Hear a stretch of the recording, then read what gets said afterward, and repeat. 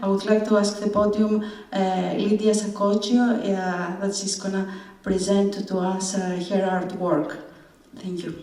Hello, and thank you for being here. And it's my honor to share my work with you. And it's been a wonderful time so far on this beautiful island, very inspiring. So.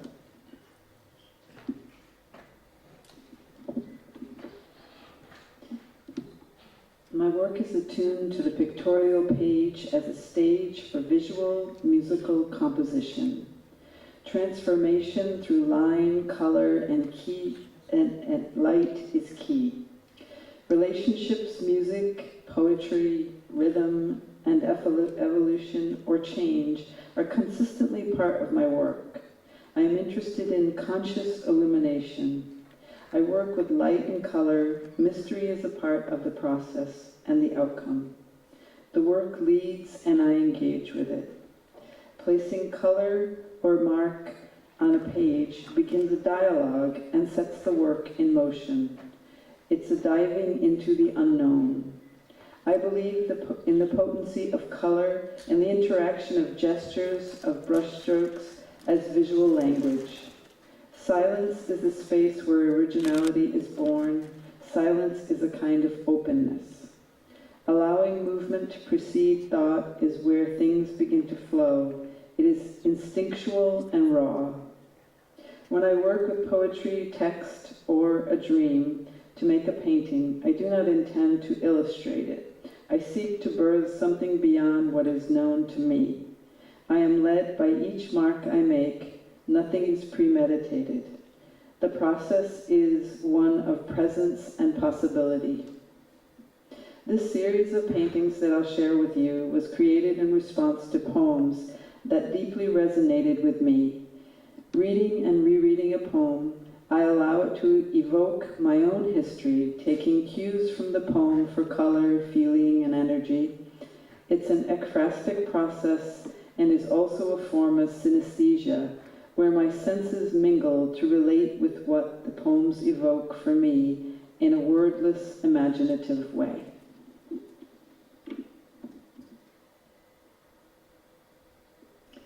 This painting, sorry, I just went too fast. There we go. This painting is after bioluminescence in all the flowers. Kneeling by the poet Paul Tran.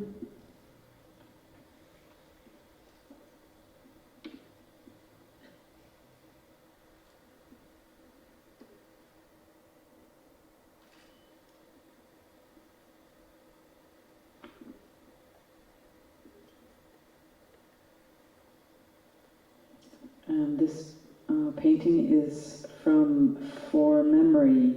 In a Wild Patience Has Taken Me This Far, poems from 1978 to 1981 by Adrienne Rich.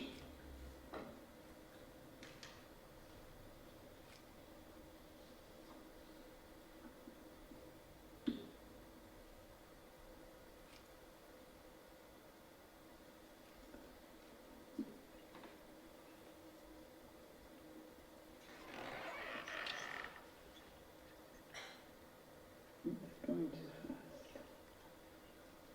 Sorry.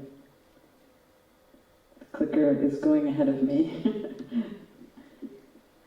So this poem is Axel in Thunder, and Tonight No Poetry Will Serve, poems by Adrienne Rich. And I'll read her poem to you. Axel, the air's beaten, like a drumhead here where it seldom thunders. Dolphin, lightning, leaps over the bay. Surfers flee, crouching to trucks. Climbers hanging from pitons in their night hammocks off the granite face. Wait out an unforetold storm. While somewhere in all weathers you're crawling, exposed, not by choice, extremist, hell-bent, searching your soul. Oh, my terrified, my obdurate, my wanderer, keep the trail.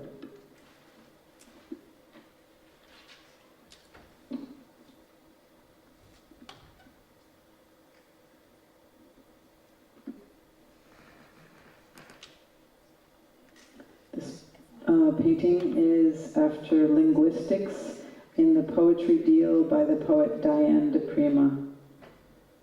Oh, I went ahead again. Sorry about that. Everywhere I go, language has preceded me, like a lover preparing the way, like an empire I cannot escape. The narrowest canyons have their pictographs just above the level of the waters, and the waters are not silent either. The act of language has left its mark on the stars. It has filled space with myriad tiny mirrors, reflecting some inner movement. Wherever I set my feet, I hear the rustle of the passage of dialect and ancient form, and language from some great magnetic river flows through the valleys and over the peaks of the world.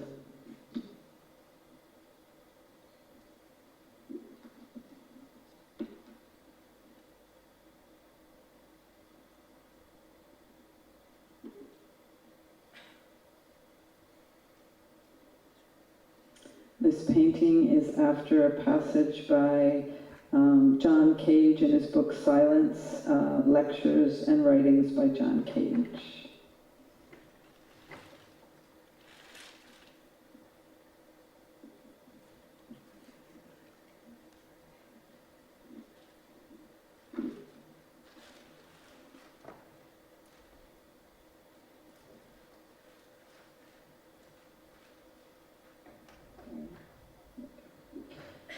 This painting is after La Medusa, after Lillian Kwok by the poet Alexandra Lytton Regalado in her book Matria Poems.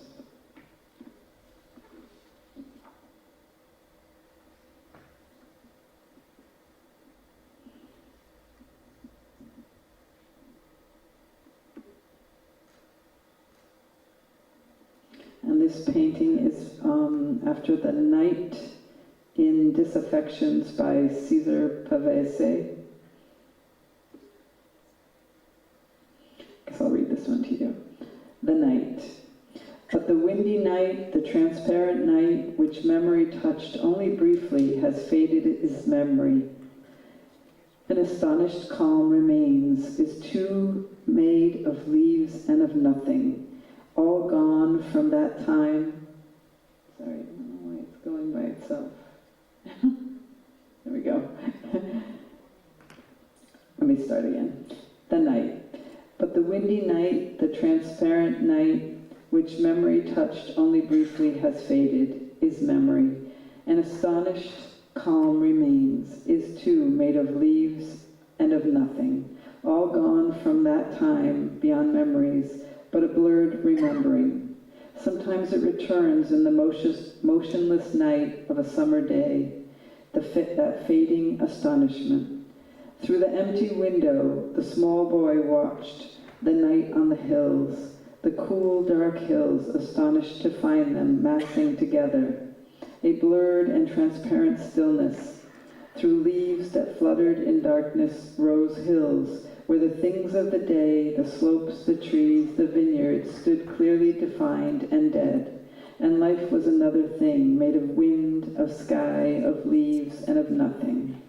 Sometimes it returns in the motionless calm of daylight, that memory of immersion in life, in astonished light. That sort of reminds me of Kefalonia.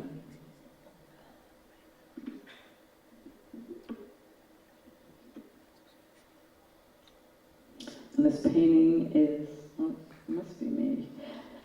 This painting is after Lecture on Something by John Cage, who was also a composer.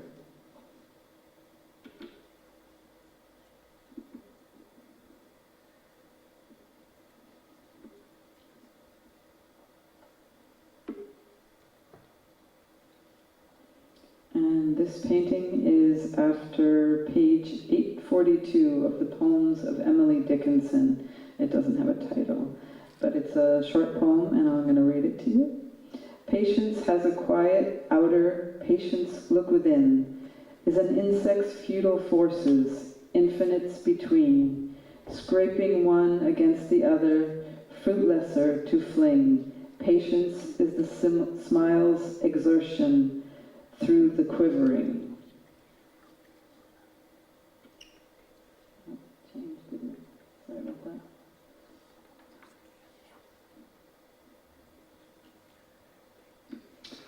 This painting's after Sakula speaks in Songs of the Sons and Daughters of Buddha, translated by Andrew Schelling and Ann Waldman.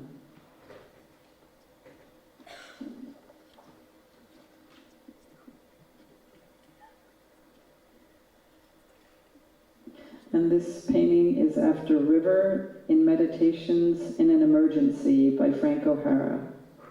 River. Whole days would go by, and later their years, while I thought of nothing but its darkness, drifting like a bridge against the sky. Day after day I dreamily sought its melancholy, its searchings, its soft banks enfolded me, and upon my lengthening neck its kiss was murmuring like a wound. My very... Sorry about that. My very life became the inhalation of its weedy ponderings, and sometimes in the sunlight my eyes, walled in water, would glimpse the pathway to the great sea, for it was there I was being born. Then, for a moment, my strengthening arms would cry out upon the leafy crest of the air, like whitecaps, and lightning, swift as pain, would go through me on its way to the forest, and I sink back upon the brutal tenderness that bore on me, that held me like a slave in its liquid distances of eyes, and one day, though weeping for my caresses, would abandon me, moment of infinitely salty air, sun fluttering like a signal upon the open flesh of the world.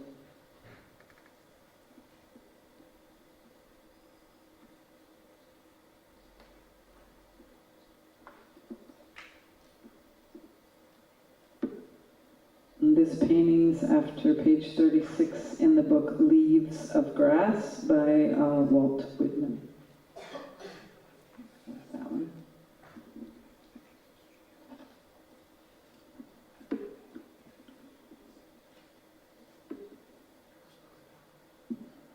And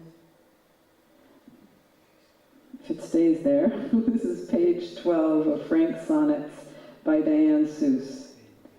From this bench I like to call my bench, I sit and watch my tree, which is not my tree, no one's tree, the quiet, except for the barn owl swallows, which are not loud birds. How many exclamation points can I get away with in this life? Who was it who said, only 2 or maybe 7, Bishop, Marion Moore? Either way, the world is capable of quiet, if everyone stays indoors, and no jet planes. My tree, it just stands there, in the middle of everything, in a meadow on the bay, looking what Barthes called adorable. And then I drove the mile west to the sea, which had decided to be loud that day. The sunset, oh, ragged and bloody as a piece of raw meat in the jaws of some big golden carnivore. And I cried a little, for none of it will last. Thank you.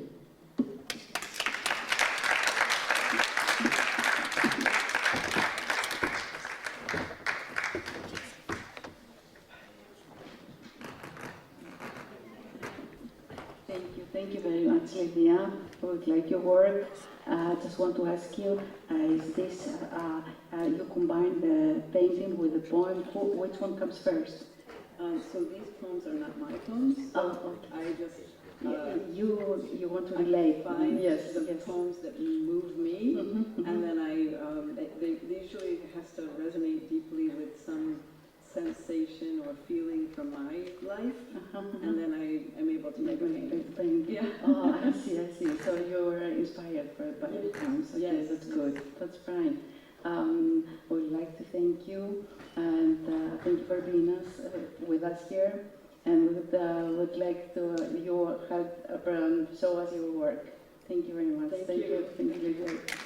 I want to tell that I was touched by your work tonight. I was touched from everything, but the bottom line is that I don't want you to leave Kefalonia. I want you to be part of Kefalonia for the future. I don't have words to thank you. I want our kids and our community to be part of your beauty and of your offer. Because my words are very poor to express what I feel, I want just to give you a small flower, just a reminder of this beautiful night. I thank you on behalf of the entire island. Vasho, this is for you.